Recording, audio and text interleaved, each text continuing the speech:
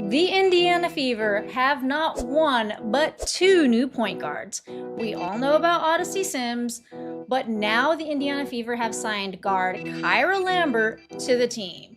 But who is Kyra Lambert? Homestand, but before practice, they added to the roster yet again. And no surprise, it came at the point guard position, the place where they have a gaping hole at the moment due to injuries. Kyra Lambert, the latest member of the Indiana Fever. She will wear number 15 and presumably here soon make her WNBA debut. Nobody saw this coming. A complete unknown walks into the Indiana Fever facility, signs a 7-day contract that most people would call desperate, and then drops the most shocking praise about Caitlin Clark that left everyone speechless. But here's the twist. This wasn't just some rookie getting starstruck. This was calculated, strategic, and honestly brilliant. The question everyone's asking isn't who Kyra Lambert is anymore. It's why her words about Clark matter way more than anyone realizes. Most WNBA fans had never heard Lambert's name before this week. She wasn't trending on social media, wasn't getting highlights on SportsCenter, and definitely wasn't on anyone's fantasy roster. She was grinding it out in European leagues while American basketball moved on without her. Then suddenly, she's sitting in front of cameras in Indianapolis talking about Caitlin Clark like she just discovered the secret to basketball itself. The way she lit up discussing Clark wasn't your typical new teammate pleasantries. This was something else entirely. WNBA debut. She spent the entirety of her basketball career professionally playing overseas, most recently over in Greece, played several years at Duke, finished up at the University of Texas, so there's some connections there. Lambert's journey to this moment reads like a basketball nightmare that somehow turned into a dream. Picture this. You're at Duke University, one of the most prestigious basketball programs in the country, and your body betrays you not once, not twice, but 3 consecutive times. 3 ACL surgeries. 3 times having to rebuild everything from scratch. Most players would have hung up their sneakers after the first one. Lambert kept coming back, kept grinding, kept believing when everyone else probably whispered about giving up. The academic side of her story is almost more impressive than the basketball part. While most players are focused purely on their sport, Lambert was collecting degrees like they were going out of style. She earned her bachelor's and master's at Duke, then transferred to Texas for another master's degree. This isn't someone who saw basketball as her only option. She was preparing for life after the game while still fighting to stay in it. That Elite 8 run at Texas wasn't just a basketball achievement, it was validation that all those surgeries and setbacks hadn't killed her dreams. But today, the Indiana Fever have signed Kyra Lambert, which not many people, including myself, know who she is. When you look at her stats, it looks like, oh my God, the Indiana Fever have taken note from the Minnesota Lynx. They have taken note from the Golden State Valkyries. They've taken note from the Phoenix Mercury, all these teams that have brought over players from Europe. So many are thinking, finally, the Indiana Fever have taken note and brought in a EuroLeague player. Only Kyra Lambert actually isn't from Europe. I did look her up over on the ESPN app, and it looks like she went to school at Duke and at Texas. She was a Longhorn. And according to ESPN, she averaged 6.8 points, 3.2 rebounds. But here's where the story gets really interesting. After college, Lambert did what a lot of American players do when WNBA dreams seem impossible. She went overseas, not for a year or two, but for 4 full seasons. She grinded through different countries, different cultures, different styles of play. Most recently in Greece, where she didn't just survive but dominated, 15 points per game, shooting over 40% from 3-point range, and leading her team to a league championship. She wasn't just playing overseas, she was conquering it. Then came the injury crisis that changed everything for the Indiana Fever. Caitlin Clark goes down with a groin injury, Sydney Colson gets hurt, Ari McDonald's season ends. Suddenly, this championship contending team is scrambling for warm bodies that can dribble a basketball. The depth chart looked like a medical report, and the Fever front office was making phone calls to every agent, scout, and contact they could find. That's when Lambert's name surfaced from the European basketball underground. And then this was coming your way, and then you'd have a chance to play on a team that might need you to play right away. No, I was super excited. It's a blessing, having the journey that I've had and just, remaining faithful, trusting God and doing the work and just to see it all come back around and have. The timing couldn't have been more perfect for Lambert or more desperate for Indiana. A 7-day contract isn't a guarantee of anything except 1 week of opportunity. Most players would approach that situation cautiously, trying not to rock the boat or say anything controversial. Lambert took the complete opposite approach. She walked into her first media appearance and delivered the kind of Clark praise that made headlines across the basketball world. She wasn't just complimenting a teammate, she was practically writing Clark's biography in real time. What made Lambert's comments so shocking wasn't just their enthusiasm, but their specificity. She talked about Clark like someone who had been studying her game for years, which turns out she had been. Lambert admitted she'd been watching the WNBA closely, calling it the best basketball in the world, and clearly Clark had been at the top of her scouting report. This wasn't blind praise from someone trying to fit in. This was educated analysis from someone who understood exactly what Clark brought to the game. Wait until that first game back.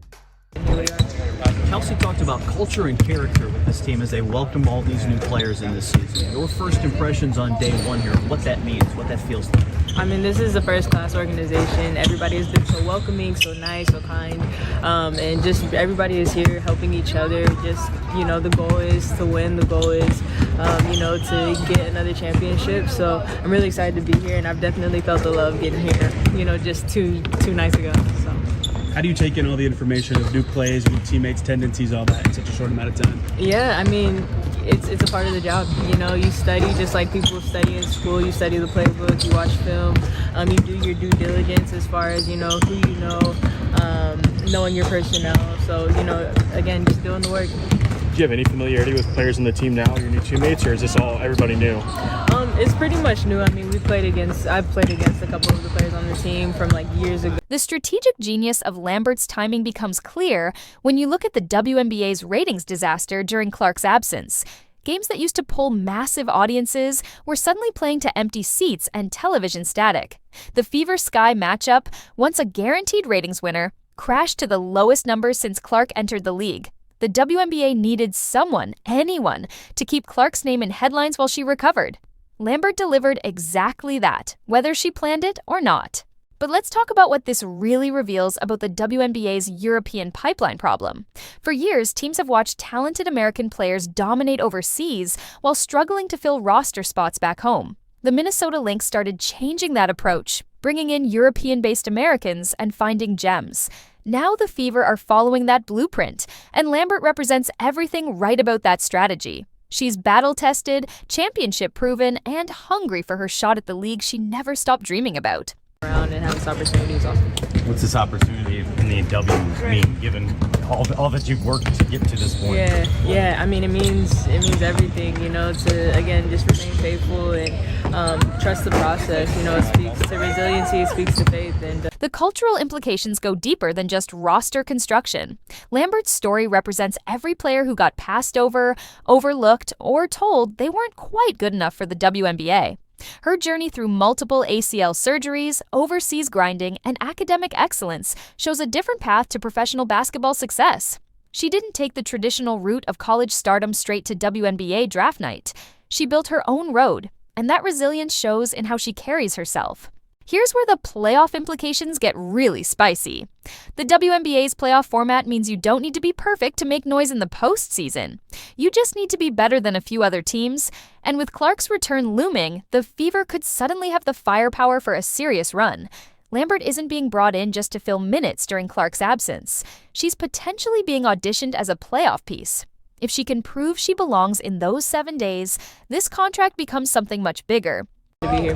What's your familiarity, if anything, with this team, with Steph, with how they want to run things? Yeah, I mean, I've been watching the W for years. I mean, it's the best basketball in the world. So, I've been watching and I've been studying. And, to be able to watch it and see it from, a professional, point of view has, just helped the transition. And the girls and the organization have been great in welcoming me here and just getting me up to speed quickly. So I'm really excited to join the team.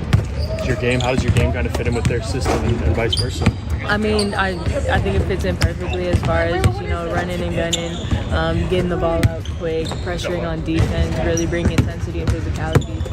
So as you're recovering from the ACL injuries that you went through in college, is this the dream vision for you coming through that, or did that kind of seem far-fetched?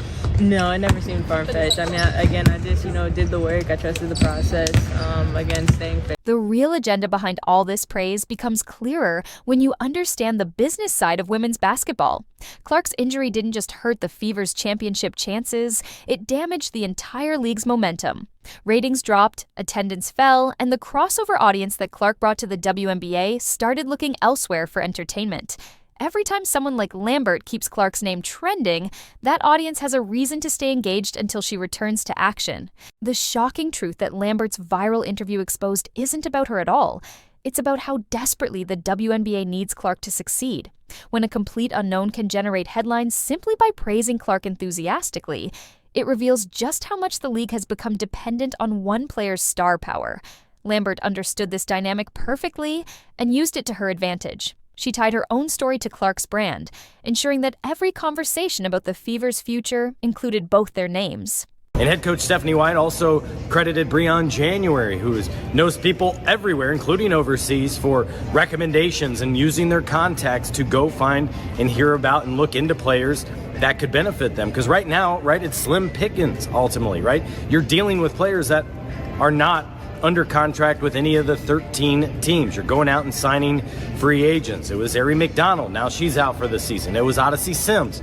Then they added more here with Kyra Lambert signed to a 7-day hardship contract going into Friday's game against the Washington Mystics. So now it's the same old thing like they've had to do several times already this season. Go find a player, get her here, then see what kind of quick study she can become and see how quickly she can integrate within the flow of things, not being disruptful, but instead maybe be an asset, give you 5, 10, 15 minutes, whatever you need. What happens next could redefine how teams approach roster construction in women's basketball. If Lambert succeeds, it validates the strategy of looking overseas for hidden gems, rather than relying solely on draft picks and established WNBA veterans.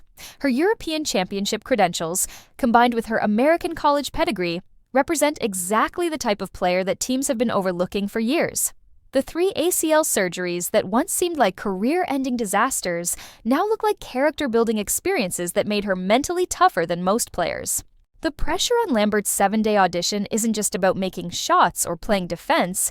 It's about proving that second chances and unconventional paths still matter in professional sports. Every possession she plays carries the weight of every overseas American player hoping for their own opportunity. Her success or failure will influence how teams evaluate talent going forward, making this much more than just a short-term contract signing. But perhaps the most revealing aspect of this entire situation is what it says about Caitlin Clark's true impact on women's basketball.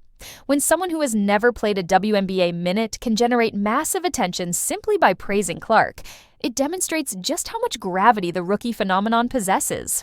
Lambert's comments weren't just about basketball skill, they were about understanding who really drives interest in the league right now. She recognized that aligning herself with Clark's brand was the smartest career move she could make. The 7-day countdown starts now, and Lambert's performance will determine whether this calculated gamble pays off. If she delivers on the court like she did in that interview, her story becomes legendary. The unknown overseas grinder who talked her way into a permanent spot by recognizing greatness in someone else.